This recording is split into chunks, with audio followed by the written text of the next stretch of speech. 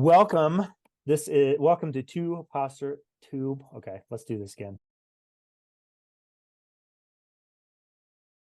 Welcome to Two Pastors Podcast. Two Pastors Talk, I think is what we actually call it. Two Pastors Talk podcast. And this is just a conversation between two pastors who, when we met 30 plus years ago, had no idea that this is what we were going to be doing with our lives. My name is John, and I am one of the pastors at Westway Christian Church in Scottsbluff, Nebraska. Been here for 6.5 years, and Father James is going to talk in a sec, but we met in 1988 at Toccoa Falls College freshman year. I was 17 years old and had no idea what I was doing in college, and we met and have been friends ever since, off and on over the years. We've had times to get together and chat, and our paths split and then rejoined, and now we're doing the pastor thing in two different places. So our church context, we are an independent Christian church, Restoration Movement church. So think kind of Churches of Christ Christian church. We would have a connection with a Disciples of Church of Christ, Disciples of Christ church, but we're in that Restoration Movement stream. So we are independent, we are non-denominational, and we'll probably talk a little bit more about those backgrounds as we go through different podcasts that we're going to have. But now I'm going to shut up, and my friend Jamie is going to share a little bit about himself and his story. Like John said, originally we met, and he was John and I was Jamie. My name's Father James Bozeman. I'm a priest at St. James Orthodox Church, the Christian church, to make sure that's understood in a different context, obviously, than John's. Because sometimes people ask, "Are you Jewish?" No. Are you? Because we're Orthodox, but we're not Jewish, and we are definitely a Christian group. We're not Muslims or Hindus or anything like that. As John said, we met in 1988. We've had just this long ongoing friendship that sort of just weathers the fact that we sort of like go our separate ways and do things over the years, but we get back together to do stuff, which has been great. And so this is John's brainchild to try to do this. And right now, like I said, I pastor St. James Orthodox Church in Beaufort, South Carolina. I've been there for 11 years now. It was started out as what we call a mission church. So we were an extension of a couple of other Orthodox churches in the area. There's not much else to say about that. If people are ever curious, I just tell them to come to church to see what we do and see why it's different, see why it is what it is. So I've been doing that for a while, and John and I talk, and we like to talk about some of the stuff, maybe comparative about our different traditions. My background was evangelical. I converted to Eastern Orthodoxy in 2004 with my family. So it's definitely different than where I started. It's definitely different than where John and I started at Toccoa Falls College all those years ago, but certainly is an extension of that belief that's been with me as a pastor's kid growing up, and now a priest myself. It's interesting that you just use that word. You just use that word tradition, and normally when I hear that word, I I think like such a long scale. Like if I were to use that word, the Christian tradition, I would. And what's ironic about what I'm going to say is you're going to say bingo to what I'm about to say. like I think of like thousands of years. Right. Which is why like Yeah. when you use that, I think you really use that word in the most consistent way of that meaning, because even though you've only been in your particular context / tradition for 11 years at the church, but converted in 2004, it's interesting that you would use that word, like that's still my tradition, because there's a short context for that, and I think you're talking about that, but it's not just that. Yep. That's really interesting. So one of the things, as we've been talking over, as Jamie said, we've known each other for a really long time, but kind of the fruit, or the catalyst for this conversation, which we're not actually going to do probably for a while, but the catalyst for this conversation was this book, Yep. The Patient Ferment of the Early Church, by a guy named Alan Kreider. Um, and I picked up this book a year and a half ago when we were going through Romans here. And I don't know very much about. I confess I'm I don't know the blissfully ignorant, but I'm certainly ignorant of early church. So for me to read that book and see how the early church functioned, it was great. It's a great read. In fact, I'm not even through it yet. Yeah. There were so many things I'd read like 4 pages and I'd be like, oh my, like this just blows my Yeah. mind. So I reached out to Jamie, and I just said, I know you, like I'm going to use the tradition, like this is your particular context, coming out of all of these backgrounds and all of these histories.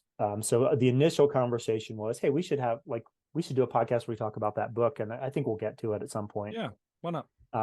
But then we had other conversations that came up, and I think just from an introduction standpoint today, I think our initial question is probably, there's one question, and I'll ask it in a couple different ways. And the thing that we wanted to talk about today is what is the church? Mhm. What's the purpose of the gathering? And I also had on here, what is worship? And I don't think, when we did take one last week and I didn't record it properly, we said, like, we weren't sure that we were going to come to a conclusion at the end of any of these things. And like, I'm kind of okay with that. I think just a dialogue and conversation that helps us be able to communicate to, probably certainly to the people who we know in our own respective bodies, but also as a way to hopefully prompt some thinking among each one of us, among us ourselves, Mm-hmm. but also among our individual bodies. Like, why do I do the thing that I do? Why does this matter? Because I would guess that for both of us, 35 years ago, and now, we didn't get to the places where we are. Like, that wasn't a happenstance. Mm. It Yep. was, regardless of where you and I have landed, it wasn't without thought. Yep. And how can we come alongside the people in our bodies and encourage them to think Mm. Yep. and Absolutely. reflect on Mm-hmm. that? So those are the three questions. What's the church? What's the gathering for? And maybe what is worship? And what, I guess, where do you, when you think about whatever that overarching question is, like, what's your initial response coming to those three questions? Well, one thing I would say, probably good for the purpose of the podcast, is to realize we're sort of just like, this is, I don't have any coffee in front of me, but we're sort of just having coffee, Yeah. virtual coffee, and just Yes. chatting. No plan. We don't have this thing mapped out. So two things I would say is that's one thing. Second thing is, for any Orthodox person who ends up watching this because they find out I'm doing this, is that here's the thing with especially Eastern Orthodox people, is like, some of these answers are very clearly formulated, and if I don't execute this right, I will hear from people about this. That's fine. That's so I try to be precise. So Yeah. Oh, and I will too. Yeah, like, yeah, yeah. but the chances of actually fumbling this are pretty great. So I think that sort of caveat at the beginning is probably good. Yeah. We're just two guys talking. Yeah. So the first question was, what is the church? I think that's the first thing. Yeah. And you're asking me basically kind of the gut reaction to what is the church. Yeah. So I think from the Orthodox perspective, I'll just say this. For myself, when I was moving from being evangelical to becoming an Orthodox Christian back in 2004, which had taken me about 10 years of like trying to decide, because I knew people were becoming Orthodox and I didn't like it at first. And then later I was like, I can see what's going on in their lives. I want what they have. That was my personal experience with Orthodoxy and with my local church. the thing that the discussion that was coming up in my evangelical church prior to that was that very question, like, what is the church? And that was the point at which I made the switch, probably in part because the vision of the church, at least from the Orthodox perspective, for me, what I was embracing, and I think I would have to argue is accurate, is that while the church has a local quality, the church is something that has it's one thing. So whatever the church is, the church, there's one baptism, one faith, one truth, one Christ, and ultimately just one church. What that can, it's exclusive. So we would say there are things that are not the church. From the Orthodox perspective, if we're talking about the church, we would say, is someone Orthodox? Are they in the church? Well, what we're usually saying in that case for us is, has this person united themselves to this body of belief in a specific way that we think has to be done for someone to be recognized to be a part of the church? That's the technical thing. So for us, that would be confession, baptism, chrismation, which is anointing with oil, and then receiving communion. But despite what some, even among the Orthodox, would say, the limits of the church are only known to God. So we, on the one hand, we like, this is what we say is Orthodox. Like we say, here are the limits we can see right here. But beyond that, the Lord's free to work. We're not here to box them in. And where that limit extends, who may or may not be, in the church. And truthfully, even for us Orthodox, I mean, are we paying attention to ourselves? Are we living in a way that's within the context of the church, which is Christ's body? We leave the rest up to the Lord. And so some would say in the Orthodox circles would say, unless you are, this, and this, then you are not, there's no salvation. And I think we can clearly say, maybe just adding this in too, I think it's really safe to say for any Christian anywhere, there's no salvation outside of the church. Now, understanding what the church is really important in that case. Sure. So it's only through the church, it's only through Christ that you be saved. Now, for some, they would say, well, then you have to meet these criteria within Orthodoxy, but that isn't even necessarily what the Orthodox Church is saying, other than to say, here's what we are, So that's kind of a weird. I just took like a whole bunch of Legos and I just threw them on the floor and said, hey, look, there's a starship. Look at that, So that's kind of a start. I mean, that's kind of a start of looking. The church is Christ's body, so we have to start from there. Yeah. So I think one of the things that is interesting about what you said was that there would be some within Orthodox circles who would say, unless you fit in this, whatever that category, whatever your particular category is, you're not a true Christian. And I mean, I think from your time in evangelicalism, that's not that is not limited to that. Yeah.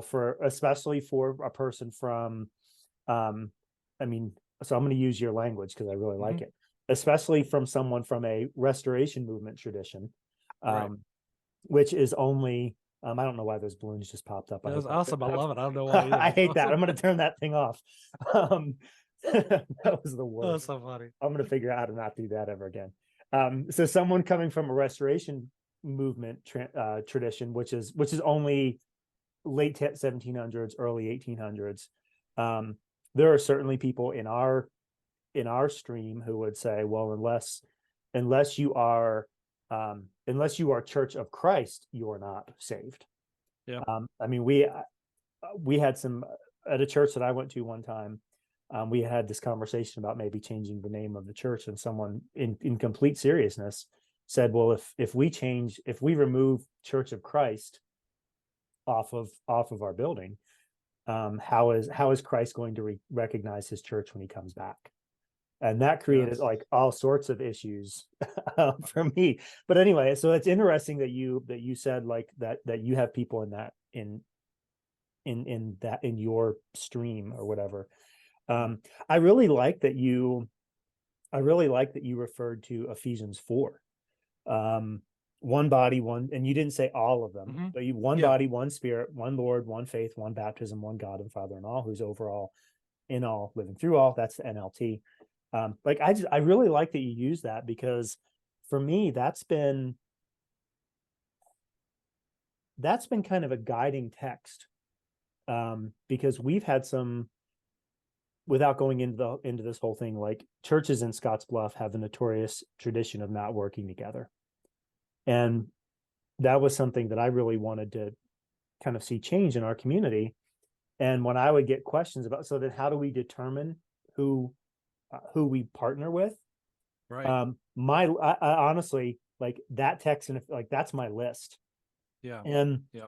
if we could agree on those things, there's probably 82 million things that we couldn't agree on. But Right. for me, that list was always a starting point and has been a Yeah. really consistent starting point of whatever else we might be. That's our like that's going to be my foundation. You use the Hmm. Lego piece, the Lego, like whatever number one is in the Yeah. in the Lego instruction manual. Right. Those seven things are going to be are that number Yep. one.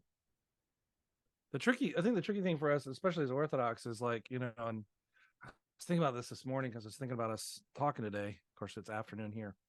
Um, that, well, the danger in all this, especially from an Orthodox perspective, is in order to talk about what we believe, the sense, like, you don't ever want to come across as condescending, like in one sense, um because a lot of the things that we as Orthodox would say about ourselves, we self-identify as these things. The one true church. It's totally, absolutely the affirmation of the Orthodox Church is what it says about itself. It is not a judgment call on anyone else. Mm. It's simply, and it's not even to say anything about us saying, "Oh, we've got it all worked out because we worked it out." We're all just. I would say it this way: as someone who's found Orthodoxy, my feeling about it is I feel incredibly fortunate to find this.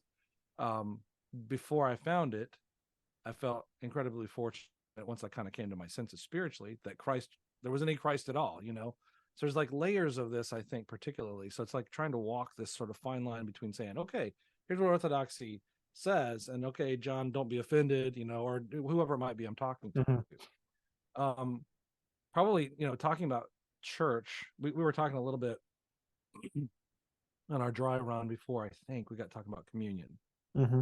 And that's kind of the standard for us. Like, I can't go to I can visit, like, I can visit your church, but I can't take communion in your church. And that's not because, again, it's not a judgment call so much as it's saying, what is communion? We could talk Yeah. about that separately. It's a whole Yeah. different thing.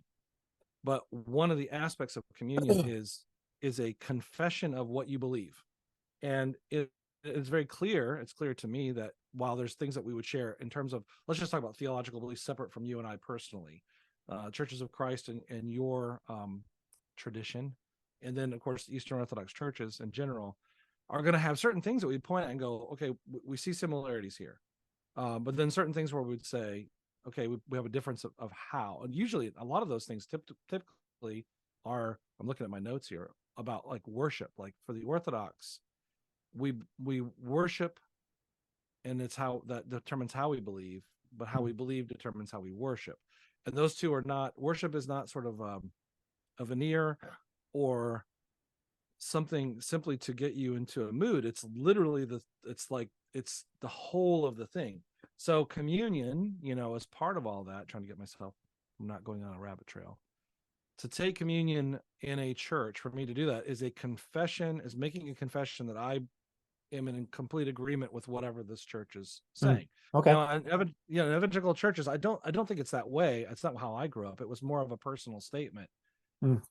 So the thing is, it gets complicated. So like, that's, so when you come to my parish, I can't communion because you're not an Orthodox Christian, but it doesn't mean, we can't extend the hand of fellowship. It doesn't mean it's not a judgment call against, well, I mean, in some ways it might be to say, we would say this is, we feel differently Not for about you. this. Yeah, it's not Yeah. for you. Yeah. And it's not, and it's one of those things too, I think, is both protective of the other person, because, in the scripture we hear that, particularly with St. Paul talking about, in the sense of people receiving unworthily. That doesn't, Mhm. it's not a judgment call on you or anybody personally, but to say there's a right way and a wrong way to do it.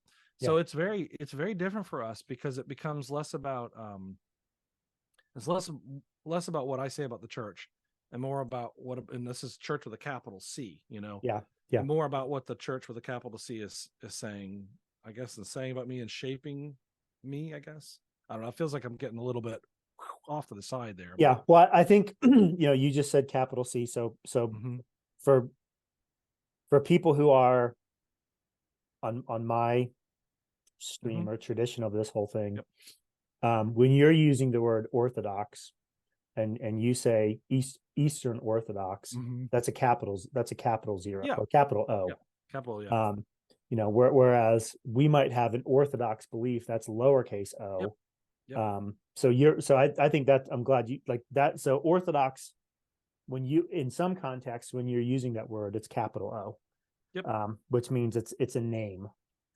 Like a technical term. Yeah, capital C church, lower C church, the church, capital C. We talked a little bit about this here. I like the way that you talked about communion, personal versus communal. I was a church that I served in previously.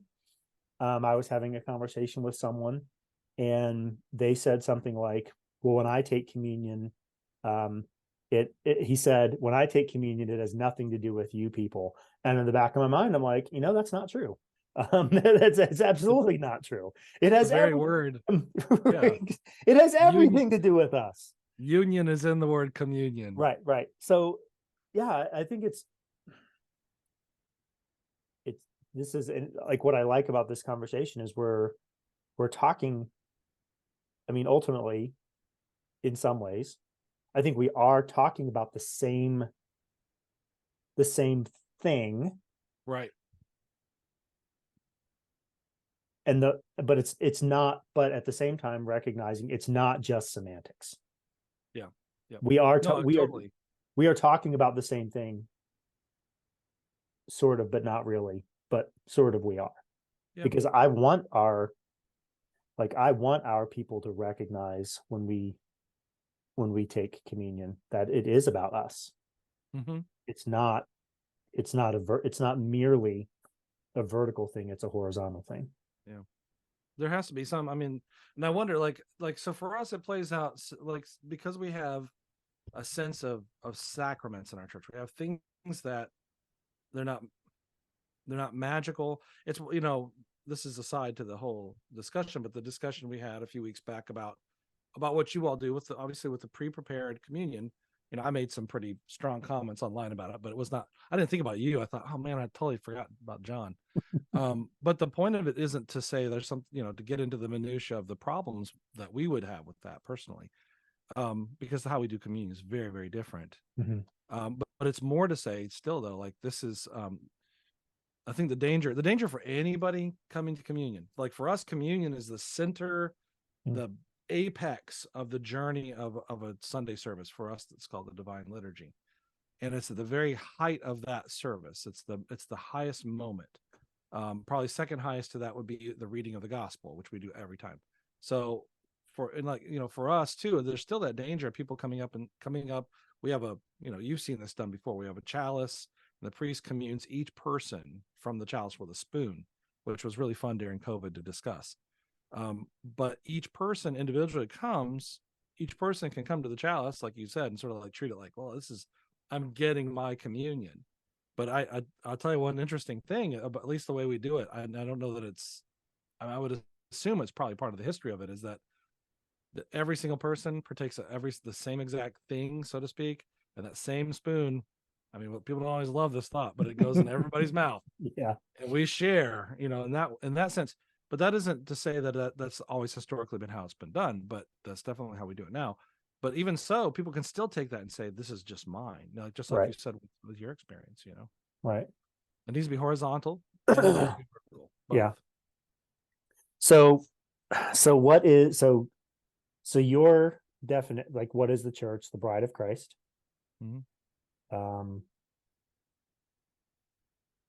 What else? Like what else is there anything else? Like what? Well, I mean, gosh, you could talk a whole lot about what the church is that way. We, during Great Lent for us, the Lenten season, we talk about Christ as being the bridegroom. So the bride of Christ requires a bridegroom. It's really, I mean, it's really potent. Like you get the sense of that. One of my most favorite mentors from a distance, I only encountered him a few times in life before he passed away, is a guy I quote all the time, Father Thomas Hopko, and Hmm. he talks about really like bluntly. He had this great desire, I think, to shock people in a good way. He just was really good at it, like in a good, positive way. But the very real, in a positive sense, sexual image of bride and bridegroom, like the joining of a man and woman. We all know what we're talking about there. But like in the church, like that's what happens between men and women in the proper situation, blessable situation, is just an image of Christ in the church, of Yeah. the true union, spiritual, joyful, perfect, holy, oneness. So you have that. The church is that. I I was having a conversation with online with by email with one of my parishioners today with this idea, like what the church is. And this was like, maybe I just missed something at TFC. Maybe, I don't know. I was paying attention more in my TV classes than my Bible classes. I seemed to get in a lot of trouble in my Bible classes. Um, but one of the one of the just thinking back, one of the things that like the first priest that I encountered, first Orthodox priest, Father Jacob Culp in Toccoa, would talk about, and it was like a radical idea to me, was this, and I don't know why it was so radical, was this idea of union with God. Like what God made us for was for us to have union with him. Like I guess maybe before that I thought of the church as sort of, I mean, again, just sort of like a lot of different groups of people with generally the same Mm. goals, like allies, but it could have been Russia and the United States in World War II. That kind of like, well, we'll get along, we'll get the job done, but in the end, we're going to shoot each other. Not a good thing. So that was kind of maybe the image I had of church. Whereas what Father Jacob really is talking about is that the church is, the reality of the church, of the oneness of the people, is predicated on me dealing with my junk, for one thing, but also so that I can have that oneness with Mm. God. I mean, it's like it's a the church. I mean, the church is like it's organization, it's meetings, it's worship, but it's ultimately man and God and man being, properly united. I mean, there's so much you could say. I mean, there's so much. Yeah. And I And don't. I want to clarify one thing too, real quick, too, because I was sitting here thinking about people think about this. What I said earlier. We have the Orthodox Church. I know this isn't about Orthodoxy. This is about us talking. But like, Yeah. and you like triggered this stuff, and I'm thinking, oh, if anybody watches this, what are you going to say? The last thing I want people to say is Father James is what some people would call a rabid ecumenist. Like everybody's in, doesn't Mm. matter. But that's not true for any of us. It's Right. just that we, as Orthodox, would say, like, here's what we know is true, and we're going to live in this framework. If there are those outside of this, and if isn't even a strong if, I mean, it's a pretty certain thing that those who are not in this tradition, we don't judge them by our standards. We simply leave them to the Lord. Right. And I don't look at you and think, oh, or my in-laws who aren't Orthodox, or my parents who aren't Orthodox, and say, well, I'm a better Christian, but they're in. It's more like, I'm wearing the cross, but maybe I'm the worst one here. So the Lord knows, Yeah. and so Maybe. we know what we have. Yeah. Maybe not everybody's in, but surely somebody else is. Yeah. I mean, we And it's don't up to have. it's well, I mean, even from an Orthodox perspective, we look at ourselves, truthfully, I have to say, and this is, I'm sorry, John, I keep going off these tangents. No. How do I, in one sense, hear me when I say this? What does being in mean? We talk about heaven, right? That's kind of our Mhm. standard. Am I going to go to heaven when I die? That's where I came from. And the shocking thing in Orthodoxy is there's no guarantee in the sense of me, like, right? So like, there's no guarantee. The guarantee is Christ. So it all goes back to Christ. And if it's up to Christ, then that's all that we just trust Christ. So it's like, there's so much we could say. There's so many things we could say. And Right. it's something that should, I think, resonate across the board, whether you're Orthodox or not. Just the reality of what it means. We're not, there was that Jesus only movement at one time. That's not what I'm talking about here, but like, you know, everything is Christ, and through Christ we experience the Father, we experience everything. Mhm. So anyway, yeah, Well, I'm gonna stop myself. we had this conversation. One of the things our our leaders, our elders, and our pastors have been doing over the last couple of years is we've been. I'm going to say this, and then I need to immediately qualify it. We've been evaluating, our quote unquote belief statements. Yeah. Yep. When we say this, what do we mean by that? That's what I mean when I say we've been evaluating this. And one of the hallmarks of the restoration movement that I'm in, one of our hallmarks, one of our traditions is baptism by immersion. Mm-hmm. Believer, I guess some people call that believer baptism, like whatever, baptism by Yep. immersion, believer baptism, blah blah blah, whatever we want to call that. And that's not, and those blah blah blahs don't minimize it. So for my Yeah. restoration movement friends who are watching Dot. this, Yeah. you can send me an email, and I'm not minimizing it. But one of the questions we had was, so the thing that we've been talking about, the way that we've been talking about this since our Roman series, actually, when we think about the things that we believe, we're looking at it as a spectrum of essentials are over here, convictions are in the middle, and preferences are on my far Right. left.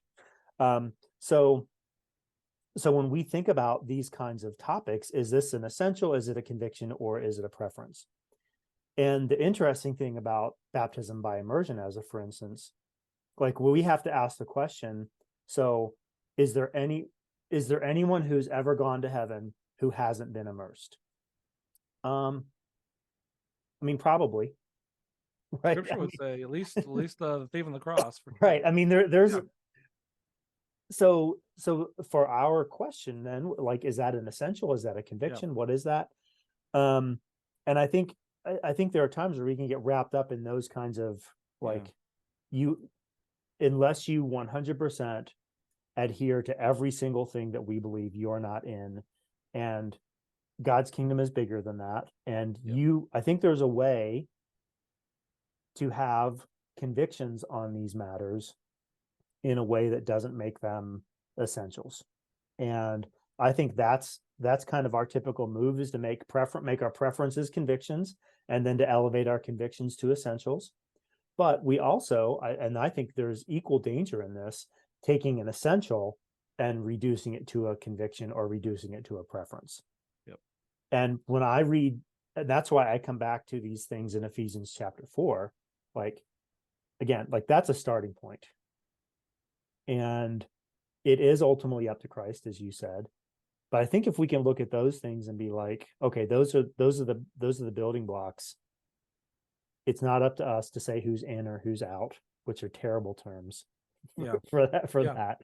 Yeah. But I think we would both agree that if that's our foundation, then we're at least talking the same language. Yeah, generally so. I mean, the things that are going to separate, I mean, we're just talking about our two traditions. The things that are going to separate our traditions will be, I mean, how do you say it? The key differences are always going to fall along the lines of approaching things. I almost want to say legally, like a legalistic approach to things. That's not always a problem, totally. But also, too, I think probably in terms of how God works in the world, maybe. So, so it's interesting. So when you're talking about that, like for us, it was one of the first things I kind of learned about Orthodox people was, it was a change from what is, it's not to say that we always were looking to get away with doing the least, but what is the minimum I need to be doing? What's the minimum my friend needs to do to get into heaven, to be a part of the church or whatever? And then the Orthodox, it's not an analog, but kind of converse to that, would say, what is the most we can do because of what Christ has already done? So Christ has come, Christ on the cross. This is our perspective. So Christ comes, he lives this life purposely. He gives up his life on a cross, dies, is resurrected, because, that's what has to happen. That's the result of all this too. And then he ascends and takes with him the human person, like he stays a human. He doesn't stop being a human being. He still somehow is a human in the presence of God, however that works. And I'm trying to think where I was going with this. So when Christ does this, I was trying to say before, like, what is the most we can do because of these things? Mm, It pulls the ideas, it pulls out from us, like, what is the most we can do? So in Orthodox terms, what does that look like? It looks like it manifests itself in our churches, which are, mm, we build church buildings that are supposed to be like, it's supposed to be the collection of everybody poor and rich together, pouring themselves into this building that's an offering. It's supposed to be beautiful. Sometimes they're weird looking. It turns into, going from, vestments, priest wearing vestments that are basic to more and more beautiful, to offer more and more in our own lives. Like, how much more can I give? I don't think that non-Orthodox people don't think this way. I think it's just that the focus becomes more upward. Like, what more can I do? Like, not because I can't do more, but what's the next thing I can do? And this results in, like, in our tradition, at least, with people becoming monks and nuns because they want to give up more of their life. They want to become those eunuchs that St. Paul's talking about. In a sense, people giving up and solely dedicating their lives to Christ in a very specific way and manner. Not everybody loves that idea, but it's been around for a long time. So it's like, it's one of those things where, like, I think I used to think in terms of, like, what are the essentials mm, and what are the, and I don't know that I don't think that way, but I think as Orthodox, it feels like, we have certain things that say, okay, here's what we can say. To be an Orthodox Christian, you need to meet these criteria. mm. It isn't a judgment against anybody else. It's more like, if you can be baptized, be baptized. If you can't be baptized and you die before you're baptized, then we pray for you. And that's, you deal, so for us, it's like, it's essential, but still there are going to be people who can't. Can I give one more example? Yeah. Yeah. Let me close my window. The guy's mowing lawn next door. I don't know if you can hear that. So in our church, whether people like it or not, and I can understand if they don't, because I didn't grow up with this, we baptize babies. So we baptize them 40 days after they're born at the earliest. So it's mirroring Christ. Mm. When Christ was born, 40 days later, he was taken to the temple. And it mirrors that idea. And that was the tradition, the Jewish tradition. And so we do that 40 days at the minimum before, like, after birth.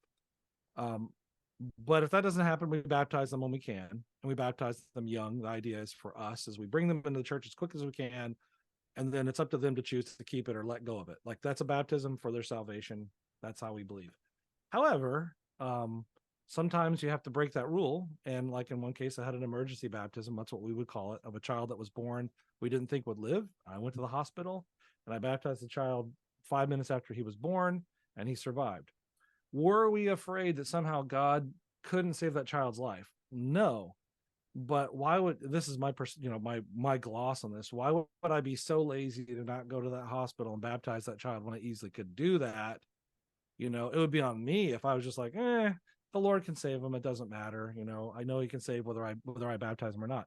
So it's more like, what more can we do? So we go and we baptize, we commune, we do all the things that need to be done. So it's a difference. If there's a tilt, I think in our case, it's not that you're not doing that. It's not, I don't think I'm hearing that. In fact, I think probably in some ways you're doing the same thing in your own way.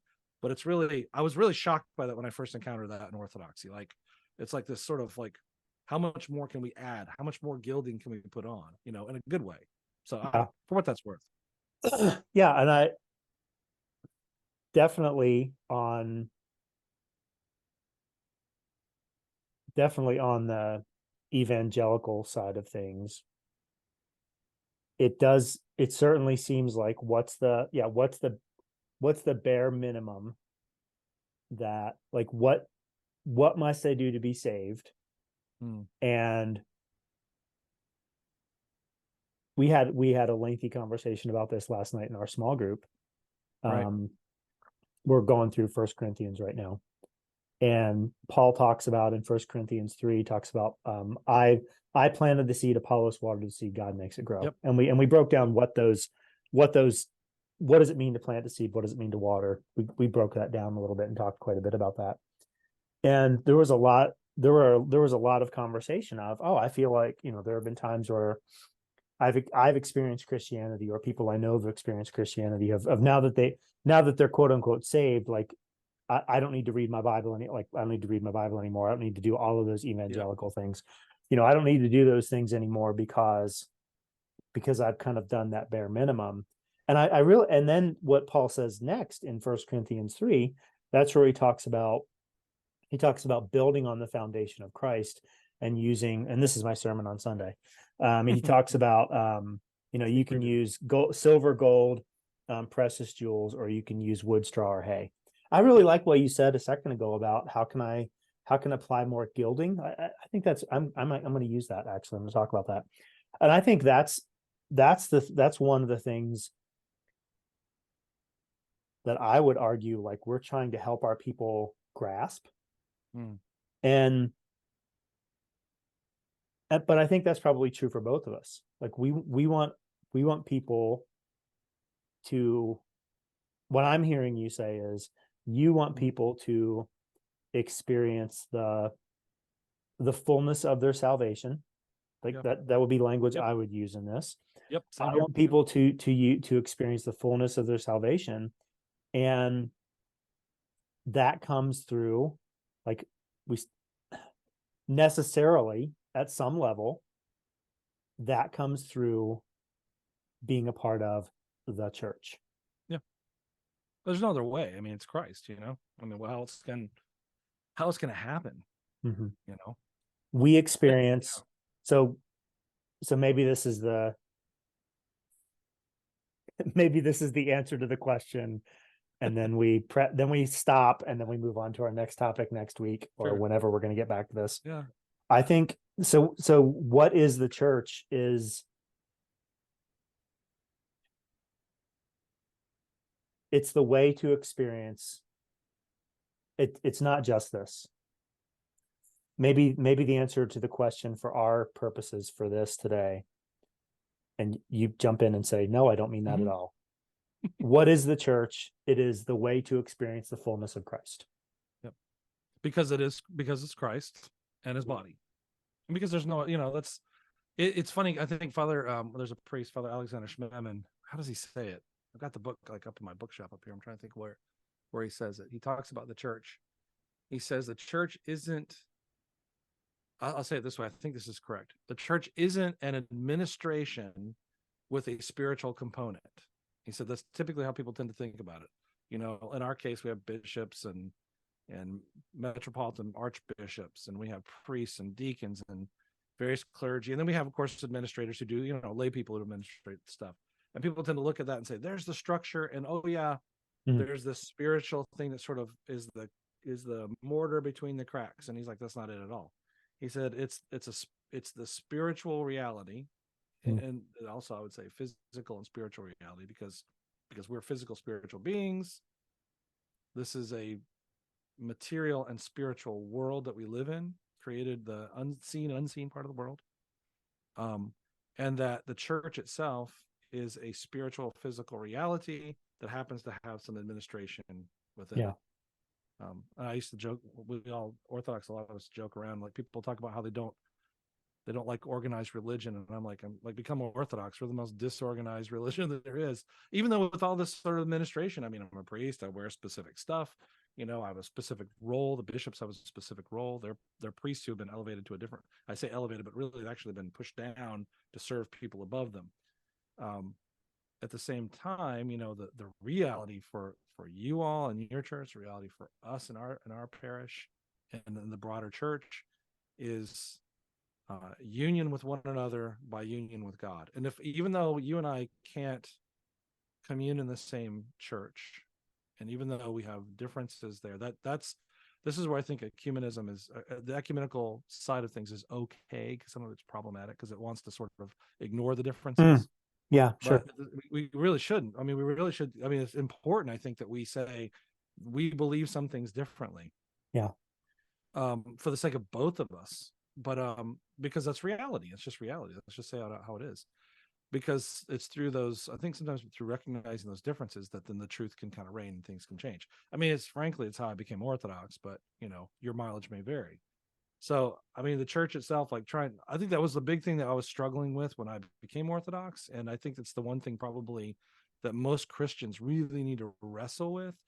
And there's really, in some ways, there's kind of only that one answer, but how it's going to be applied, people will choose to do it differently. Mhm. So yeah, a church is definitely the way we experience Christ through the body of, like, the body of belief, the people who are supposedly united. We fight, we argue, and everything else, but we're united, even so, in Christ. And maybe, like, there's an image, I think, maybe a contrasting image. You mentioned earlier too. I was thinking about what you were saying about being in and out, how, like, problematic that is. In my former days, I tended to think of people as being, basically two boxes: the saved and the unsaved. Mhm. And we're not universalists as Orthodox. It's not. I mean, there are Orthodox who proclaim, universal salvation. It's not Orthodox. This is not what the Orthodox Church teaches. At the same time, however, instead of the two boxes theory, I think from the Orthodox perspective, we just look at this and say we're all in that same. Every one of us, all of us, are in that same one box, and in the middle of that box is Christ, and Mhm. all of us are in. Maybe I've talked to you about this before. I don't know. All of us are in some form, like, moving. Like, I just imagine, all these people standing in the box, and they're either facing towards Christ, facing away from him, facing off to the side, moving towards him, standing still, moving away, moving kind of parallel. All of us are in some, all of us, every human being ever to exist is in some relationship to Christ. Mm. But the the question becomes, ultimately, is there a point, I think there's a point at which the moving away becomes permanent. Mm. And usually that's what we would call death, and then the possibility of hell. So it's different. It's not like there's those guys over here in the one box, they're all going to hell, and the ones in the other box are all going to heaven. It's more like Christ is over here. This is our perspective. He's done the work of salvation for everybody in the box. Mm. Does everyone want it? Calvinists might not like that. It's definitely Orthodox from our perspective. And then how do we, some of us are moving forwards, then we move back, we move forward, but hopefully we're all moving closer to Christ, at least overall, over time. Mhm. So that's kind of an Orthodox way of looking at what the church is sort of inside, obviously inside that box. But it's a more complicated thing to kind of draw out what that means inside the box. Yeah, so I think that's a question of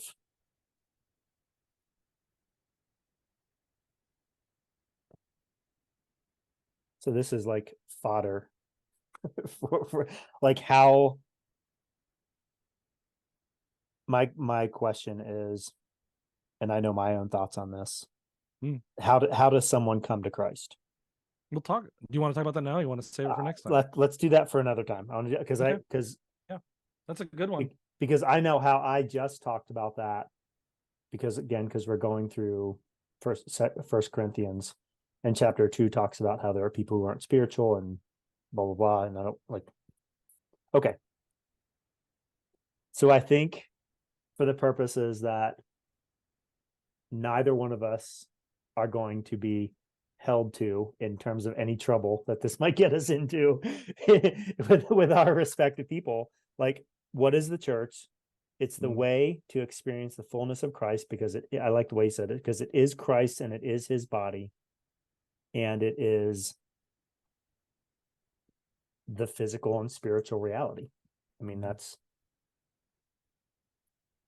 there's nothing controversial about that at all. I mean, scripturally at all. I mean, the only controversy comes in how our different churches would say that plays out. And that's where things like communion come in. Like, if we say the communion is the body and blood of Christ, I mean, that's what scripture says. But how people believe that is different, certainly. yeah, It comes into what, and this will play into how does someone come to know Christ? What's the purpose? You made it just to kind of tail out this whole yeah, discussion. You had said, one of the questions that we're going to try to touch on at some point is, what's the purpose of the gathering? yeah, What's the purpose of the services of the church, as we would put it? There's two words I want to use. I want to use my seminary education real briefly. The word, you maybe heard this, kahal. I think I'm saying it right. It's Hebrew. It's analogous to the Greek word ecclesia, which means church, but it means like the assembly, the gathering of the people. So that's a good term. yeah, What's the point of all that? So I mean, I think in a world that is, why did God make the world if he didn't want to use it for our salvation? You know what I yeah, mean? That's one of the big things, I think, for Orthodox Christians, especially trying to offer something to the world around us, is like a purpose to this whole thing. right. So how about for next time? So then the other thing I wrote was, so if that's what the church is, I think the next question is how do our individual traditions, the bubbles didn't show up on it because I think you have to do double air quotes for the bubbles. Is that what it does? I'm not going to do it. I think the question is, how does, so then maybe the question is, if that's real, like if that's true, if that's the thing, like how do our individual traditions express that? Yeah. How do we Yeah. express that reality in communion or singing or the proclamation of the word? Like, so maybe that's next time. So the foundational statement is that, and then how do we express that? And what do those additional things mean? So we talked briefly about communion. Well, we talked a lot about communion on take one. We Yeah. talked a little bit about it this time. So I think that would be a good next step is like how to, knowing that that's what quote unquote, I almost did it again. I'm going to get balloons. Knowing like that's how, for the intents and purposes of our conversation, how church is being defined, then how do we express that? Is that fair? I think so. Yeah. So how church is being defined, how do we express that in those things? Yeah. That's Awesome. always fun. I love talking about that. I mean, it's just different. Yeah. It's different. There's similarities, but it's different. Okay.